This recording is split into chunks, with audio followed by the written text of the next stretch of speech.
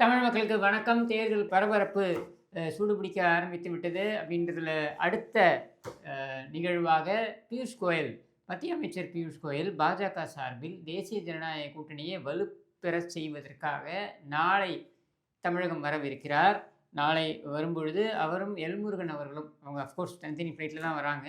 இருந்தாலும் இவர்கள் இருவரும் வருவதற்கான முக்கிய காரணம் என்னவாக சொல்லப்படுகிறது என்றால், கூட்டணியை இறுதி செய்வது. ஏன்னாக்கா வரும் 23ஆம் தேதி மதுராந்தகத்தில், சென்னையை ஒட்டி இருக்கக்கூடிய மதுராந்தகத்தில் நடக்கக்கூடிய மிகப்பெரிய பொதுக்கூட்டம், பொதுக்கூட்டம் கூட சொல்ல முடியாது, மாநாடுன்னு சொல்லலாம். அந்த அளவுக்கு மிகப்பெரிய அளவில் பிரம்மாண்டமான ஒரு கூட்டம் நடக்கவிருக்கிறது. அந்த கூட்டத்தில் பிரதமர் அவர்கள் வரவிருக்கிறார்கள். பாஜகவுடைய முக்கிய தலைவர்கள், தேசிய அளவிலான தலைவர்கள், தேசிய ஜனநாயக கூட்டணியுடைய தேசிய அளவிலான முக்கிய தலைவர்கள், அதோட முக்கியமாக விழா நாயகனாக அங்கே வந்து நம்முடைய வருங்கால முதலமைச்சர், தேசிய ஜனநாயக கூட்டணியுடைய தமிழகத்தின் முதலமைச்சர் வேட்பாளர், 2026 பொதுத் தேர்தலின் முதலமைச்சர் வேட்பாளர் திரு எடப்பாடி பழனிசாமி அவர்கள் வரவிருக்கிறார்கள். அப்படின்ற ஒரு சூழலில் பிரதான எதிர்க்கட்சியாக இருக்கின்ற அதிமுக தலைமையிலான தேசிய ஜனநாயக கட்சி கூட்டணியில் இடம்பெறக்கூடிய கட்சிகள் எல்லாமே அங்கே வரவிருக்கிறார்கள். அதில் மேடை ஏற போகிறவர்கள் யார் யார் அப்படின்ற அந்த எதிர்பார்ப்பு இப்போ நிறைய கிளம்பி இருக்குது. அதில் பார்த்தீங்கன்னாக்கா நமக்கு வரக்கூடிய தகவல்கள், நமக்கு நிறைய தகவல்கள் பல்வேறு இடத்துலேருந்து வந்து கொண்டே இருக்கின்றன. அது எல்லாமே நம்ம கூட்டணி விஷயங்கள்னு ஒவ்வொரு நாளும் பேசிகிட்டே இருந்தோம்னாக்கா அப்புறம் தினம் தினம் கூட்டணின்னு பேசிகிட்டே இருக்கணும். அதில் எனக்கு விருப்பம் இல்லை. ஆனால் நாளைக்கு கிளைமேக்ஸை நெருங்குகிறது அப்படின்ற காரணத்தினால இதை நான் பேசுகிறேன்.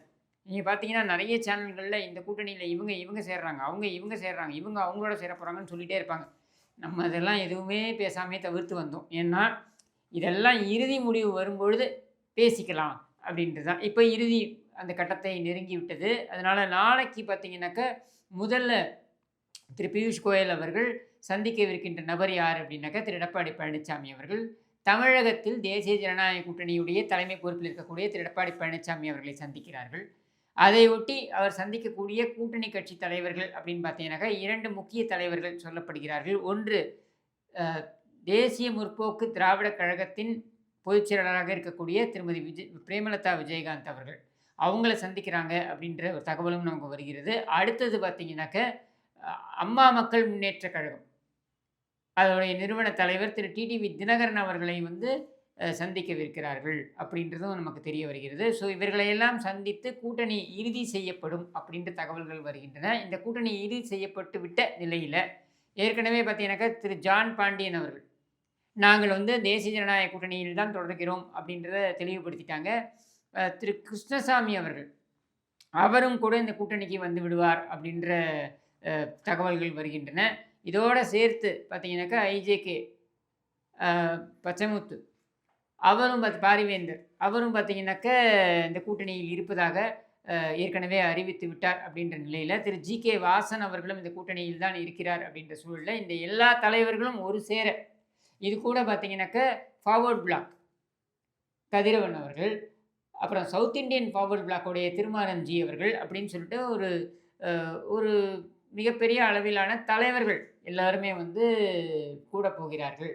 அதற்கான முத்தாய்ப்பாகத்தான் நாளைக்கு பியூஷ் கோயல் அவர்கள் இந்த முக்கிய கட்சிகள் பார்த்தீங்கன்னா, ஏற்கனவே திரு அன்புமணி ராமதாஸ் அவர்கள் முதல் ஆளாக அந்த கூட்டணியில் சேர்ந்தார். திரு எடப்பாடி பழனிசாமி அவர்களை சந்தித்து கூட்டணி உறுதியாகிவிட்டது அப்படின்றத தெரிவித்து விட்ட நிலையில் திரு அன்புமணி ராமதாஸ், திரு டிடிவி தினகரன், திருமதி பிரேமலதா விஜயகாந்த், திரு டாக்டர் கிருஷ்ணசாமி, அதுக்கப்புறம் ஜான் பாண்டியன், ஜி.கே. வாசன், இப்படி தலைவர்கள் எல்லோரும் கூடவிருக்கிறார்கள். அப்புறம் நயினார் நாகேந்திரன் அப்படின்னு சொல்லிட்டு இந்த தலைவர்கள் எல்லோருமே அந்த மேடையில் ஏறவிருக்கிறார்கள். அப்படின்ற ஒரு சூழலில் இந்த கூட்டணி ஒரு இறுதி வடிவத்தை நோக்கி சென்று கொண்டிருக்கிறது.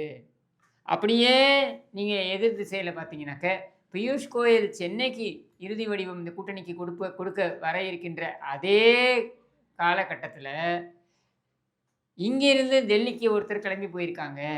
ஏன்னா இன்றைக்கி பேசும்பொழுது கூட கிரீஷ் சோடங்கர், அவர் தான் காங்கிரஸுடைய பொறுப்பாளராக இருக்கிறார் தமிழகத்தை பொறுத்த வரைக்கும். அவர் இன்றைக்கி பேசும்பொழுது கூட திமுக கூட்டணியில் காங்கிரஸ் இருக்கிறதா அப்படின்ற கேள்விக்கு திரும்ப திரும்ப அவர் சொல்லக்கூடியது என்னென்னா, திமுக கூட்டணியில் காங்கிரஸ் இருக்கிறதா என்கிற முடிவை வந்து எடுக்கக்கூடியது எங்களது அகில இந்திய தலைமை தான் அப்படின்னு சொல்றார். அந்த முடிவை அகில இந்திய தலைமை எடுக்கும். அதை தமிழக காங்கிரஸ் வந்து அமல்படுத்தும் அப்படின்னு சொல்லிட்டு போறார்.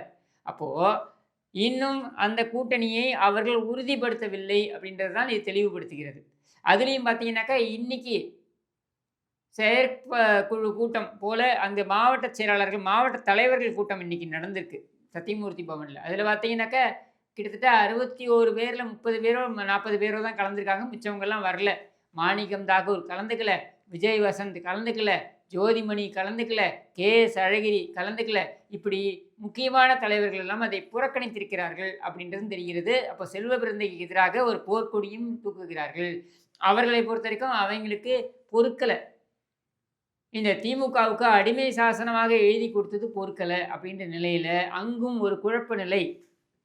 இன்னும் சொல்ல வேண்டும் என்றால் அங்குதான் குழப்ப நிலை ஆரம்பித்திருக்கிறது.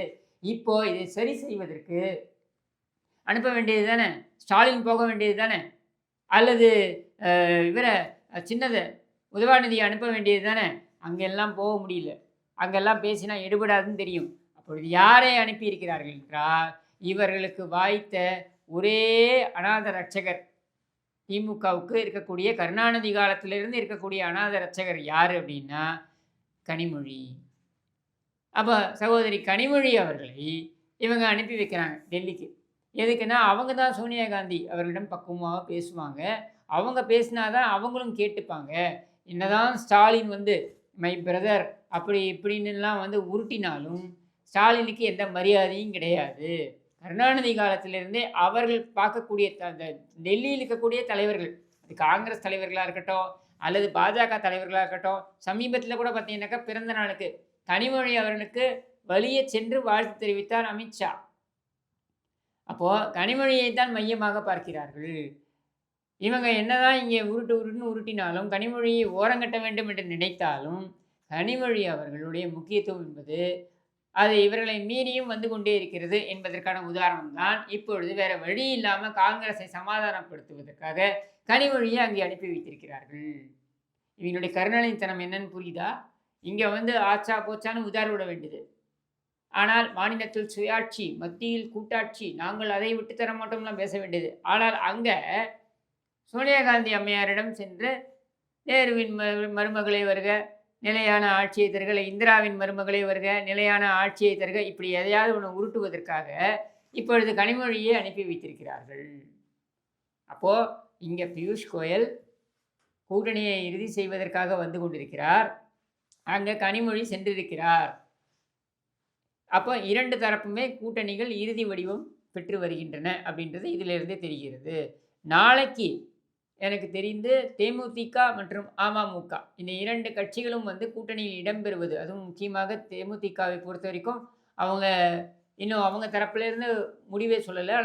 ஆனால் அமமுகவை பொறுத்த வரைக்கும் அவர் ஏற்கனவே வந்து சமிக்ஞைகளில் சொல்லிட்டார் தினகரன்.